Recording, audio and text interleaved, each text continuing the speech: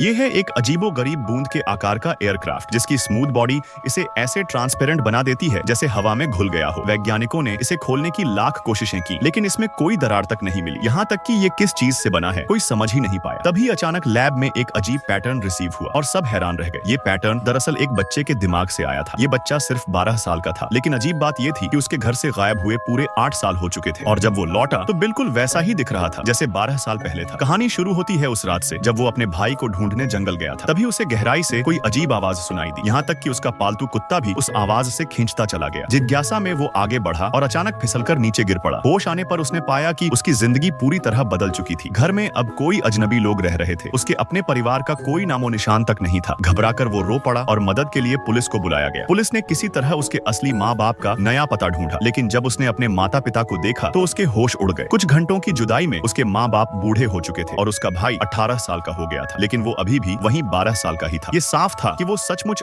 8 साल के लिए गायब हो गया था। अब वक्त था 1986 का और इस अनोखी घटना ने सीधे वैज्ञानिकों का ध्यान खींचा। जांच शुरू हुई और पाया गया कि बच्चा झूठ नहीं बोल रहा। जब उसने बताया कि वो गहरे गड्ढे में गिरा था तभी अचानक उसके दिमाग से अजीब इलेक्ट्रिक वेव निकलने लगी। ये वेव कंप्यूटर से जुड़कर ऐसी इमेज बनाती थी जिन्हें आम इंसान समझ भी नहीं सकता। और हैरानी की बात ये थी कि उन्हीं इमेजेस का पैटर्न बिल्कुल वैसा ही था जैसा उस रहस्यमयी एयरक्राफ्ट का।